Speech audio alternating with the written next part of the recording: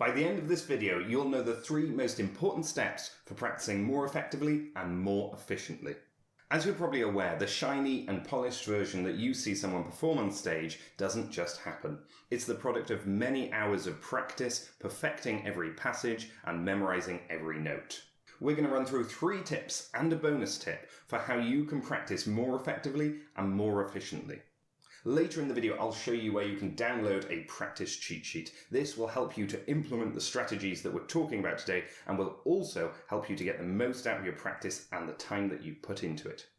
Tip 1 is simple but powerful. It's to do with planning. Work out exactly what you're going to practice, whether it's going to be technical stuff, you're going to work on your pieces, and what parts of your pieces you're going to work on. For today's video, we're going to have a look at Tchaikovsky's Sweet Dreams from his album for the Young.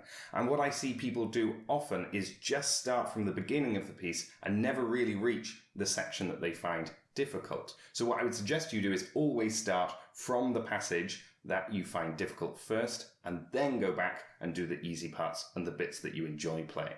In particular in this piece, it's the middle section that causes the most trouble. It's just these 4 bars in the middle section.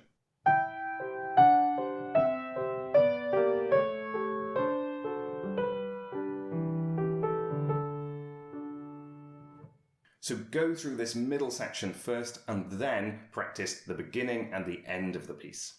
I would also suggest that when you're planning your practice out and what you're going to do, maybe you're going to do some technical stuff, your scales, your pieces, and then make sure to incorporate some fun into it as well. You want to do some improvisation or maybe some pieces that you've played through before. Make sure that your practice session is both fun and productive. I'm Dominic and welcome back to the channel. If you're new here, don't forget to hit the subscribe button and the notification bell to keep up to date with our latest piano tips. On to tip number 2, and this is to think slow and play slow.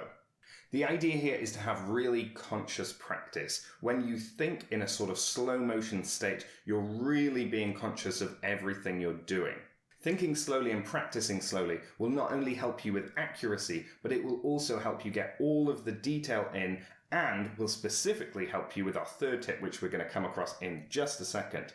But before that, I want to just say that don't expect your fingers just to do what you want them to do. You really have to consciously think about what you want them to do and then do it. To do that, it's much easier if you go slowly.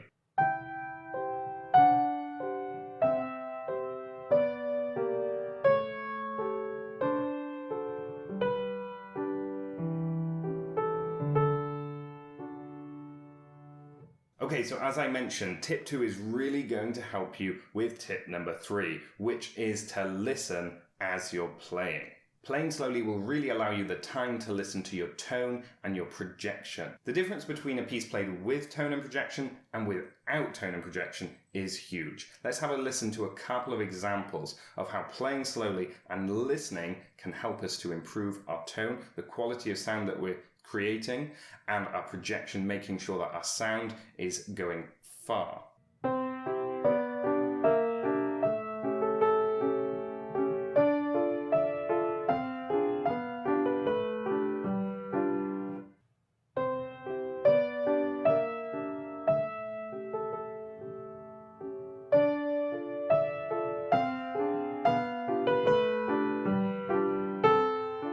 Always keep an ear on this and don't forget to listen. The second part to this is to record yourself playing. Listen back and make notes. You can be your own teacher. Maybe have a checklist of things that you want to achieve in the piece, and when you're listening back, just tick them off if you've achieved them. Or go back to your next practice session with this list in hand to make sure that you can practice in all of the points that you didn't quite get. After you're used to recording and listening to yourself back, then you'll be able to listen more in real time as you're playing and as you're performing. And this will help you to improve in real time as well. Okay, so the bonus tip is to show up at the same time and same place every day. This is about habit building, and the other part to this is to tie it in with something else that you enjoy. For instance, I like to tie in my practice with having a cup of coffee. These are 2 things that I enjoy, and I'm used to doing them in the same time and same place. So I keep going, and I don't need motivation necessarily practice. I'm just in the habit of doing so. Don't forget to download your practice cheat sheets. These will help you with all of today's tips and to schedule your practice to stay consistent. You can find that at pianomentoring.com/practice, or there'll be a link in the description below.